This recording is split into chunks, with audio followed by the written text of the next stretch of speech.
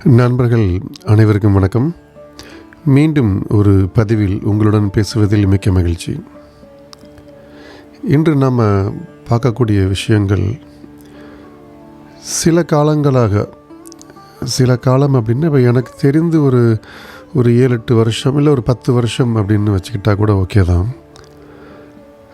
அதிகமாக காணொளிகள், புத்தகங்கள், யுனிவர்சல் பவர், அதாவது பிரபஞ்ச சக்தியை எவ்வாறு நாம் ஏற்றுக்கொள்வது அப்படின்னோ, இல்லை ஈர்ப்பு விதி, இதெல்லாம் வெளிநாடுகளில் பார்த்திங்கன்னா அதிக அளவில் வியாபாரமாக பார்க்கக்கூடிய சில பொருட்கள் தான் இந்த ஈர்ப்பு விதி அப்படிங்கிறது. நிறைய புத்தகங்கள் படிச்சுக்கள் அவங்க எடுத்து போட்டிருப்பாங்க. அதில் நிறைய விஷயங்கள் நம்பக்கூடியதாகவும் இருக்கும், நம்ப முடியாத மாதிரியும் இருக்கும். என்ன போட்டிருப்பாங்கன்னா, ஒரு செக்கில் ஒருத்தர் 3 மில்லியன் அப்படின்னு எழுதி பைக்குள்ளேயே வச்சுருந்தார், அவருக்கு திடீர்னு 3 மில்லியன் வந்துச்சு அப்படிம்பாங்க. அதே மாதிரி விஷுவலைசேஷன் பண்ணி பார்க்க சொல்லியிருப்பாங்க. ஒரு காரு நீங்கள் வாங்குறதா இருந்தீங்கன்னா காரு ஓட்டுற மாதிரி அப்படியே ஆக்ஷன் பண்ணுங்கள் அப்படின்னு சொல்லியிருப்பாங்க. அதே மாதிரி நான் பெரிய சினிமா நடிகர் ஆகணும்னு நினச்சிக்கிட்டே இருந்தேன், அதையே டெய்லி கற்பனை பண்ணி பார்த்துக்கிட்டு இருந்தேன், ஆகிட்டேன். இந்த மாதிரி நிறைய விஷயங்கள் இருக்கும். இது நம்பவும் முடியும், நம்பாமலும் இருக்க முடியும். அது நாம் இப்பொழுது விசாரிப்பதோ இல்லை விவாதிப்பதோ அது கிடையாது. இப்போ நாம் சொல்ல வரக்கூடிய விஷயங்கள் என்ன அப்படின்னா, அந்த மாதிரி ஒரு ஈர்ப்பு பவர், அதாவது ஒரு ஈர்ப்பு விதி அப்படிங்கிறது உண்மைதான், இல்லை அப்படிங்கிறது கிடையாது. ஈர்ப்பு விதி அப்படிங்கிறது ஒரு பிரபஞ்ச சக்தி. அதுவும் காலையில் பிரம்ம முகூர்த்தத்தில் நாம் எழுந்து செய்யக்கூடிய அல்லது பிரார்த்தனை பண்ணக்கூடிய விஷயங்கள் எல்லாம் ஏதாவது ஒரு ரூபத்தில் நமக்கு கிடைக்கும் அப்படிங்கிறது தான் காலகாலமாக நாம் நம்பிக்கொண்டிருக்கும் ஒரு விஷயம். இப்பொழுது நாம் அதை பற்றி பேசப்போவது கிடையாது. இதே ஈர்ப்பு விதியை தவறாக புரிந்து கொண்டு இன்றைய இளைஞர்கள், வாலிபர்கள் தவறான ஒரு புரிதலை கொண்டு அழிவான ஒரு பாதையை நோக்கி ஒரு சோம்பேறியாக இருந்து கொண்டிருக்கிறார்கள் அப்படிங்கிறது தான் கொஞ்ச காலங்களாக சில சர்வேகள் எடுத்து சொன்னாலும் சரி, இல்லை நம்ம சுற்றி இருக்கக்கூடியவர்கள் பேசும் விதமாக இருந்தாலும் சரி, இது தவறான ஒரு புரிதலில் நண்பர்கள் புரிந்து கொண்டு வாழ்க்கையில் அடுத்த ஒரு கட்டத்திற்கு செல்லாமல் எதையாவது ஒன்று கற்பனை உலகம், அதாவது கற்பனையோடு அப்படியே இருக்கணும் அப்படிங்கிற மாதிரி ஒரு மைண்ட் செட்டில் உட்காந்துக்கிட்டு, இதை மாதிரி ஒரு செக்கில் ஒரு அமௌண்ட் எழுதி பைக்கில் வச்சுக்கிட்டு வேலைக்கு சாப்பிட்டுட்டு தூங்கினா அந்த பணம் பைக்கு வந்துடும் அப்படிங்கிற மாதிரி ஒரு தப்பான கணக்கு போட்டுக்கிட்டு இருக்கிறாங்க நண்பர்கள் நிறைய பேர். அதையெல்லாம் கொஞ்சம் மாற்றிக்கொள்ளுங்கள். த சீக்ரெட்ஸ் அப்படிங்கிற புத்தகம் சொல்ல வந்தது என்ன அப்படின்னா, அதில் பார்த்தீங்கன்னா எல்லாருமே 0 to 1, அதாவது ஒன்றுமே இல்லாமல் இருந்திருப்பாங்க. அவர்களுக்கு ஒரு ஆசை வந்திருக்கும். அந்த ஆசையின் மூலமாக அதை அடைவதற்கு உண்டான முயற்சிகளை செய்து கொண்டிருந்திருப்பார்கள். இப்போ ஜிம் கேரி அப்படின்னு ஒரு ஆக்டர் பையில் ஒரு $3 மில்லியன் எனக்கு சம்பாதிக்கணும் அப்படின்னு நினச்சிக்கிட்டே இருந்தார் அப்படிம்பாங்க. அப்போ அவர் ஆல்ரெடி ஒரு ஆக்டர், உலகத்துக்கெல்லாம் நல்ல தெரிந்த ஒரு நல்ல நகைச்சுவை நடிகர். அவர் கண்டிப்பாக ஏதாவது ஒரு சந்தர்ப்பம் கிடைக்கும் பொழுது அவர்கள் முன்னேறுவதற்கு உண்டான வழி அவருக்கு இருந்தது. முயற்சி செய்து கொண்டே இருந்தார். அவர் எதிர்கொண்ட அந்த தொகை அவருக்கு கிடைத்தது உழைப்பின் மூலம். அவர் ஒரு செக்கை பையில் எழுதி வச்சுக்கிட்டு வீட்டிலையே உட்காந்து தூங்கிட்டு இருக்கும்போது அந்த பணம் ஆட்டோமேட்டிக்காக அவருக்கு கூரையிலிருந்து கொட்டலை. அதற்காக உழைப்பை எடுத்து சென்றார்கள். அதுதான் வாழ்க்கையில் முன்னேறிய, அதாவது தொழில் ரீதியாகவும் சரி, தான் செய்து கொண்டிருக்கும் வேலையிலும் சரி, ஒருவர் முன்னேறி கொண்டே செல்கிறார்கள் என்றால் அது அவர்களுடைய முழுமையான கடினமான ஒரு உழைப்பு. அது இல்லாமல் அவர்களால் அந்த இடத்தில் நிரந்தரமாக அமரவும் முடியாது. அப்போ இந்த ஈர்ப்பு விதி அப்படிங்கிறது ஒரு விஷயத்தை நாம் அடைவதற்கு உண்டான முயற்சியை செய்வதற்கு உண்டான ஒரு காலகட்டத்தில் ஒரு ஆரம்பத்திற்குரிய ஒரு குறி, அவ்வளோதான். நமக்கு சொல்லக்கூடிய ஒரு விஷயம், இந்த மாதிரி இருக்குது, நீங்கள் செய்யுங்க அப்படின்ட்டு. ஆனால் இப்போ நாளடைவில் நாம் ஏற்கனவே சொன்ன மாதிரி ஒரு அமௌண்ட்டு செக்கில் எழுதி பையில் வச்சுக்கிட்டு அதை கண்ணை மூடிக்கிட்டு கற்பனை உலகத்தில் இவர்கள் காரை ஓட்டிக்கிட்டு பங்களாக்குள்ளே வாழ்ந்துக்கிட்டு அவங்களுக்கு பிடித்த பெண்களை கல்யாணம் செய்து கொண்டோ, இல்லை வசதியான வாழ்க்கையை கண்ணை மூடிக்கிட்டு கற்பனை உலகத்தில் வாழ்ந்து கொண்டிருக்கிறார்கள். ஈர்ப்பு விதியை தவறாக புரிந்து கொண்டு வாழ்ந்திருக்கக்கூடிய நண்பர்கள், இதெல்லாம் தயவுசெய்து மாற்றிக்கிட்டு அது உண்மைதான், படித்து கொள்ளலாம், நடக்கும், நிறைய பேர்த்துக்கு அது நடந்திருக்குது. ஆனால் முயற்சி இல்லாமல் அடுத்த வேளை நாம் சாப்பிட வேண்டும் என்றால் அதனுடைய உழைப்பு நாம் போட்டால் மட்டும்தான் நமக்கு அந்த ஊதியம் கிடைக்கும்.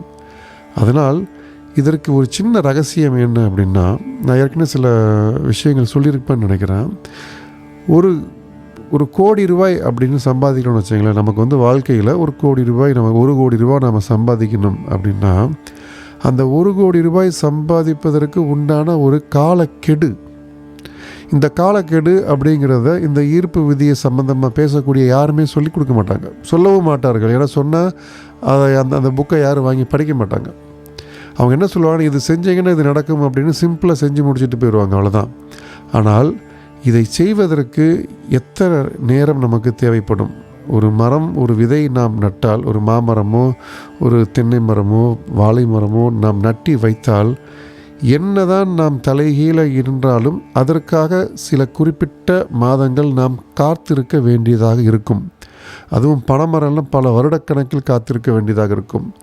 அப்போ அந்த காத்திருக்கக்கூடிய இந்த விஷயத்தை நாம் புரிந்து கொள்ள வேண்டும். கடவுள் அப்படிங்கிறது உண்மை. கடவுளை தினமும் வணங்கும் பொழுது ஒருவன் தன்னை அறியாமலேயே தீயதை மறந்துவிட்டு நல்லதை செய்ய வேண்டும் என்ற எண்ணம் அவருக்குள் ஊறிக்கொண்டே இருக்கும். அதே போல தான் ஒரு பிரபஞ்ச சக்தியோ ஒரு ஈர்ப்பு விதியோ நம்முடைய வாழ்க்கையில் நாம் அதை தொடர்ந்து அனுபவிக்க வேண்டுமென்றால் அதற்கு உண்டான கால அவகாசத்தை நாம் கொடுக்க வேண்டும். ஒரு கோடி ரூபாய் சம்பாதிக்கணும் அப்படின்னா நாம் இப்பொழுது எங்கே இருக்கிறோம்? நம்முடைய சம்பளம் இப்பொழுது என்ன?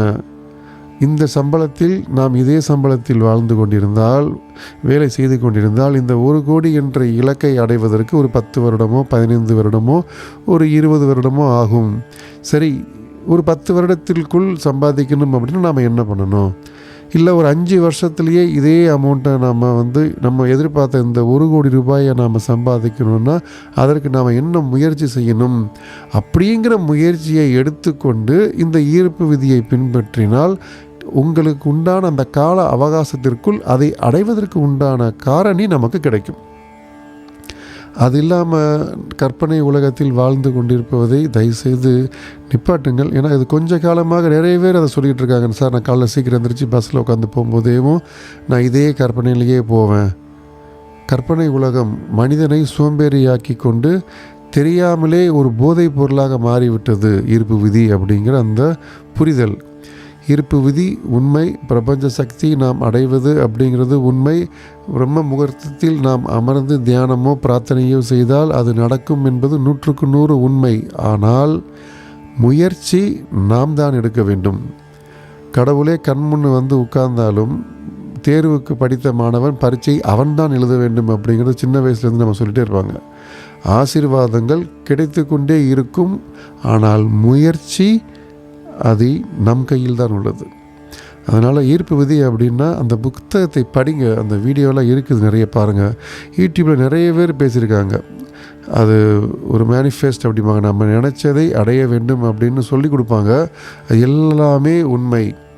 நான் நன்றாக இருக்கிறேன், நான் கோடீஸ்வரனாக இருக்கிறேன், நான் மிகவும் ஆரோக்கியமாக இருக்கிறேன், நான் சந்தோஷமாக வாழ்ந்து கொண்டிருக்கிறேன், நான் சாதிக்க பிறந்தவன் அப்படின்னா நீ நிறைய வீடியோலாம் கேட்பீங்க. அது எல்லாமே உண்மை. ஆனால் முயற்சி நாம் தான் எடுக்க வேண்டும். நான் ஆரோக்கியமாக இருக்கிறேன் அப்படின்ட்டு கண்ட இதெல்லாம் தின்னுட்டு உடம்பை கவனிக்காமல் அதிகமாக எடை போட்டு கொண்டாலும் நமக்கு தான் அது பிரச்சனை. இல்லை ஆரோக்கியமாக இருக்கிறேன் அப்படின்ட்டு ஒன்றுமே சாப்பிடாமல் ரொம்ப ஸ்லிம்மாக இருக்க போகிறேன் அப்படின்ட்டு உடம்பை வீக்காகிறதும் அது நம்ம கையில் தான் இருக்குது.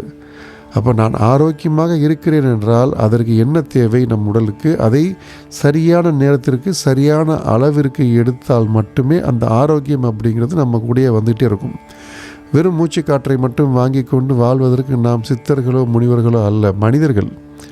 அப்போ ஒரு பிரபஞ்ச சக்தி கொடுக்கக்கூடியது உண்மை என்றால் அது நாம் எடுக்கக்கூடிய முயற்சியில்தான் அதனுடைய ரிசல்ட், அதனுடைய அந்த பரீட்சை, நாம் எழுதக்கூடிய பரீட்சைக்கு உண்டான முடிவு நம் கையில் தான் உண்டு.